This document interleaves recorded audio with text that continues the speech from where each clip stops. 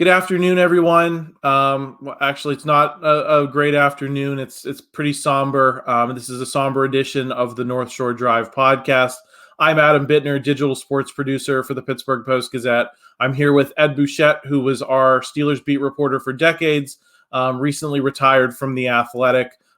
We thought he was the person to talk to this afternoon, following the news of the passing of Franco Harris, the Steelers legend, four-time Super Bowl champion, and the man who was responsible for the Immaculate Reception. 3 days short of the celebration of his jersey retirement, and 2 days short of the 50th anniversary of that iconic play. Ed, what's your gut reaction to today's news? Adam, it's a combination of sadness and shock and just, you don't want to believe it. The timing, it's first of all, he died. The man died, and that is shocking enough. But the timing of it is just incredible. As you mentioned, just short of all these celebrations, he was doing all these interviews, and everybody was gearing up toward this. It was really the only reason to go to Saturday night's game was to see this event. They were having something big on Friday as well, and it reminds me of, I go back 50 years ago when I watched that game on TV. It wasn't on live in Pittsburgh, but I was in college and home in Lebanon County, watched it, and then a week later, Clemente died in a plane crash, and it just brings all that joy and sadness back. Yeah, what do you think the emotions are going to be like in the stadium on Saturday, Ed? Obviously, it's a very different tone than we were expecting. But I was talking to you a little bit beforehand, and it just feels like it's going to be one of those most emotional nights, just given everything, in Steelers history. I think there's not going to really be anything like it. Yeah, no. I think that you'll see a lot of crying, Adam. Really, fans, people who work for the Steelers, probably fellow teammates who are going to be there. It's going to be a celebration, yet memorial. It's going to be so fresh. His death so soon. It's hard to say how that's going to unfold, but I'm sure the Steelers will do it right. Ed, what is his legacy primarily as a person? He was someone who was so visible in the community, with charity, but not just that, just a face of the franchise in terms of representing the team at any number of functions, and for any number of causes. Is that his legacy? Is that he was, a guy who was just there for the Steelers in this community whenever he was called upon? Well, that's his off-the-field legacy for sure. I mean, he was, Adam, in this day and age, you see celebrities and sports stars, and maybe their public image is a little different than their private one. Franco was everything you thought he was. A good human, threw himself into charities. Joe Gordon, the great Steeler PR guy from the 70s and 80s, often told me that when he needed Franco, he'd call him and he'd show up at any charity event he had, even at a late moment. If somebody else had to cancel or was sick or something, he'd call Franco, and Franco was there. And, that's one of the top dogs you're calling too. It's not the backup guard. Yeah, absolutely. I mean, his statue is at the airport, and I think that's kind of become, a big symbol already of the city. People come in, they take a picture of that. Whether you're coming home, you live in Pittsburgh or you grew up in Pittsburgh, you take that picture of that thing to say, "Hey, I'm home." And now I think there's a lot of people from out of town who see that as kind of a symbol. What does Franco Harris mean to football outside of Pittsburgh? In terms of the Immaculate Reception and what that means. I know you were a Hall of Fame voter for many years, and so you kind of have a unique perspective on that and how other people perceive him outside of where, he brought so much glory. Yeah, a lot, as we think of him, Adam, here in Pittsburgh, is spread around the NFL. People look on him fondly for all kinds of things. And it's funny, the Immaculate Reception was at the beginning of his career. And, if that was the only thing that he ever did, if he had an injury and missed the rest of his career, he still would be remembered for that. But he did so much more. He ground out 1,000-yard seasons, 4 Super Bowl rings, just an ambassador for the game, for the Steelers, for the city of Pittsburgh. And he's not a native. He's from New Jersey, and he settled here and had some businesses here and threw himself into charities, including the Pittsburgh Promise that gives scholarships out to the city high school graduates. He was everything you would hope your favorite football player would be on and off the field. Just want to remind everyone that this podcast today, this chance to reflect on Franco Harris's legacy, is brought to you by the Acrisure Fan Advantage, the power to project one of our Post-Gazette beat reporters into your home or office using augmented reality. Get the latest insights on starting lineups, key matchups, and critical stats at post-gazette.com/Acrisure Fan Advantage. No apps or downloads, just insider access to Steelers updates at post-gazette.com/Acrisure Fan Advantage. And get the real edge on this week's action. Ed, getting back into Franco and his legacy, I think he was really culturally important as well. Franco's Italian Army is one of those mythical things that, I'm 32. I was born well after those dynastic 70s years. Those stories of Franco's Italian Army, and those were iconic for us, and they're almost mythical for people of a certain age. What did he mean culturally in terms of connecting the team to the city during those years?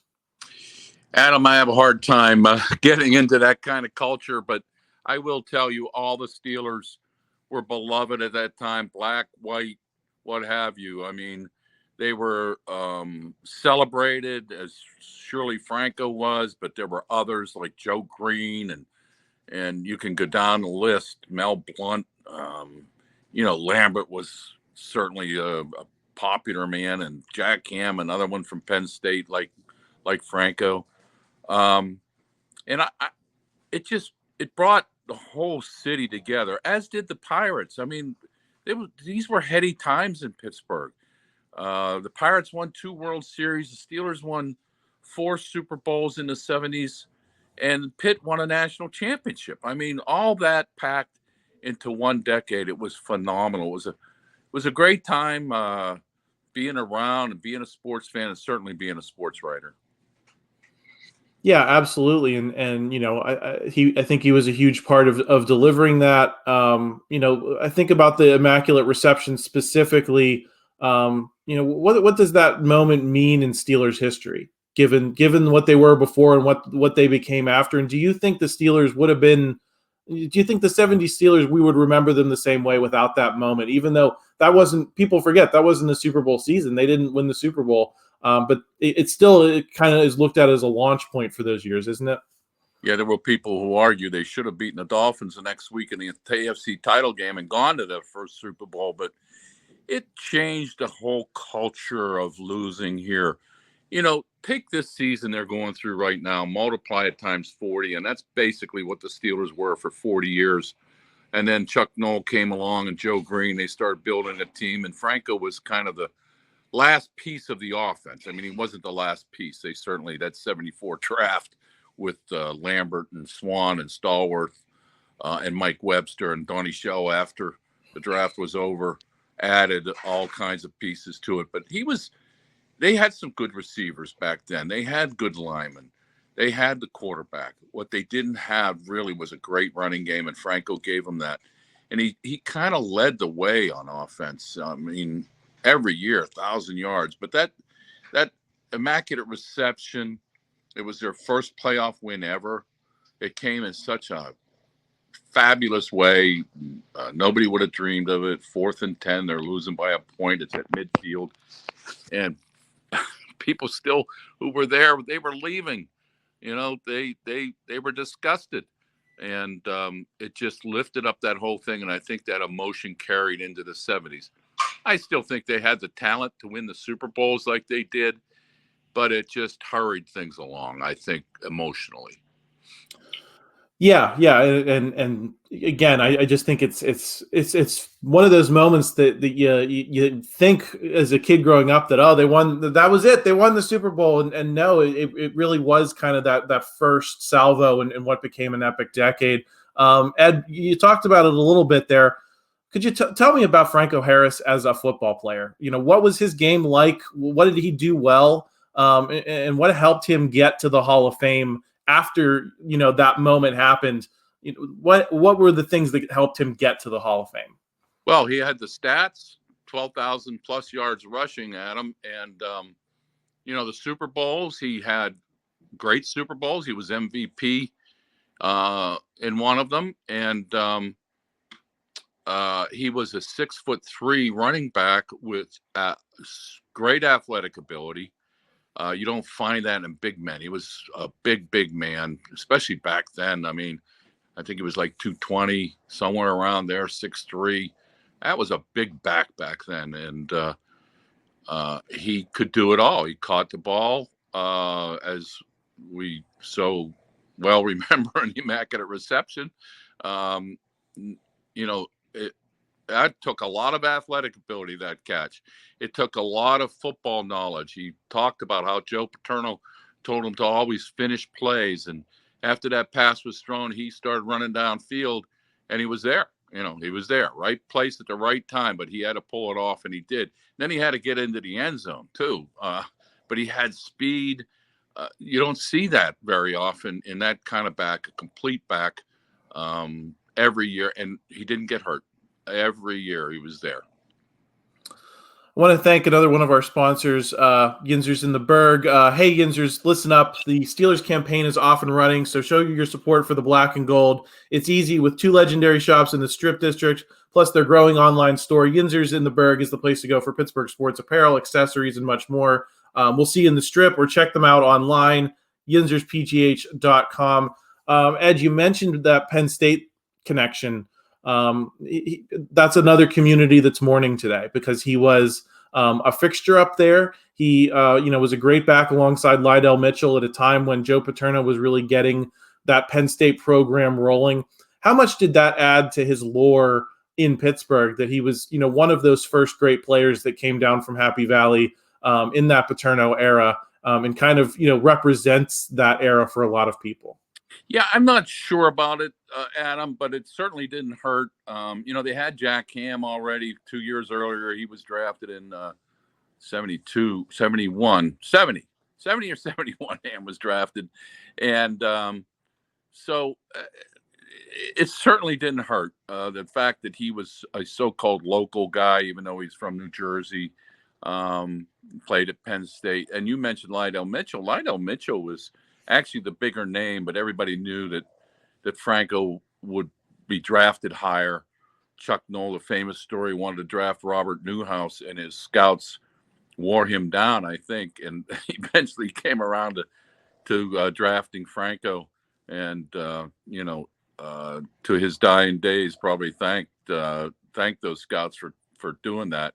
But he was the, I don't know if you want to say face of the franchise, but more recognizable probably because of that goatee of his. And in the 70s, he had that wild hair, that long hair that stuck out. You see old pictures of it, that kind of funny, but he was still so recognized around town and made his home here in Pittsburgh. Ed, do you have any anecdotes that you remember over the years of covering the Steelers? Maybe, going back to Franco's playing days, but maybe in the years after, that kind of, illustrated the guy he was. I think you were telling me off air about when when Frank Sinatra was inducted into the Italian Army during his career. Do you have any stories like that you could share with people that was, behind the scenes that they may not have seen on the field? Well, I'll tell that one. It's been told many times, and it's too bad the late Myron Cope isn't with us to tell it, because he told it so well. Cope was in the middle of it. They were practicing out of Palm Springs. I believe it was 72 before they played a game in San Diego out there. I'm trying to remember. It was the end of the season, and it was cold here in Pittsburgh. They didn't have an indoor facility, so they practiced out there all week at Palm Springs. And Cope and some writers were out at dinner, and there they looked over was Frank Sinatra at another table. Sinatra had a home in Palm Springs. So Cope, who was the biggest Sinatra fan I knew, sent a note over to ask the waiter if he would give a note to Sinatra, and he did. And he asked him, he told him they were in town, and there's Franco's Italian Army, and could he somehow show up and be inducted into it? And Sinatra agreed. And they flew out that night, the guys in Pittsburgh who were at the core of starting Franco's Italian Army. And they were there, and they were on the sideline, and they didn't think Sinatra was going to show up because he was late. Then all of a sudden, he waltzes in, and they're in the middle of the practice, and Cope starts yelling, Franco, get over here. And Noel is going like, what? And finally Noel said, go ahead. And they inducted, there's some famous photos, you can look them up online, Frank Sinatra with Franco into Franco's Italian Army. That's an amazing story. Did you have was there a personal moment with him that stuck out, just an interaction between you and him that you're kind of reflecting on today? Not really, Adam. When he played in the 70s, I was on the periphery. I was working for some suburban papers, and while I covered a lot of the home games, I really wasn't down there during the week. It wasn't until 85 that I became the PG's beat guy. But I dealt with Franco, for stories through the years, anniversaries on the Immaculate Reception, all kinds of other stories. The last time I saw him was about a month ago. They had the opening of they had a viewing for the media before the opening of the Hall of Honor Museum down there at the stadium. And he was there with his wife, Dana. And I chatted with him for a while, and I asked him what he was doing. And he said, I'm still trying to right Joe Paterno's reputation. He firmly believed that Joe was not involved in a lot of that stuff and didn't know about it. But that's neither here nor there. But that his belief in that and his old coach was what he was still doing at age 72. Yeah, I mean, he was, even strident at times in his belief in that, but you had to. It was an interesting time at Penn State, and he was very strong in his defense. Ed, before we sign off here, I want to say thank you to another one of our sponsors that gives us the chance to have reflections like these today. Valley Pool and Spa. Wouldn't it be nice if the holidays were stress-free? A hot tub, swim spa, or sauna from Valley Pool and Spa will help you feel like it is. Relax and soak in a hot tub or swim spa from Valley Pool and Spa before the snow flies. This weekend, it's going to get cold. Refresh and rejuvenate in a Finleo sauna that is sure to melt your stress away faster than a Frosty in Aruba. Save big on all in-stock hot tubs, swim spas, and hot tubs. Visit valleypoolandspa.com. With that, Ed, this is our first chance I think we've really had to talk to you, and I wish it was under better circumstances. But since your retirement, how have you been? I'm sure a lot of our readers and viewers would love to have an update on how retirement's been. I'm enjoying doing nothing, Adam. That's what retirement's supposed to be, right? A lot of people say you need something to do. Maybe eventually I will, but right now I don't say I sit in a chair all day. I walk my dog. I go out. I do things around the house, but I really, really don't. I'm not doing anything, if you will, and I enjoy that. I get up in the morning. I go, oh, I don't have to write about this today, and I hate to say that, but that's true. As much as I am talking about Franco, I would not want to sit down and have to start writing about it. It's a tough thing to do. So I maybe I'll get on, do some stuff later. This is my first appearance at the Post-Gazette in 3.5 years. I left in April of 2019, and it's good to be back. It's good to have you, Ed. It's really, a thrill in so many ways. I just wish it was not under these circumstances, but I think, your insight on a day like today is invaluable, and we're glad. I think I speak for everyone watching this video. We're glad you're enjoying it. So thank you so much for joining us today. We'll get back to the football talk later in the week. Christopher Carter will be back probably with Ray or Brian, setting up this game on Saturday against the Raiders. But today, is just kind of a day of reflection. So we thank Ed for stopping by. I'm going to sign off with all of you now, but just it's a tough day and it's going to be a tough week, but this community will get through it and pull together as it has so many times. So thank you, Ed, for stopping by. All right, Adam, thank you for having me on. Absolutely.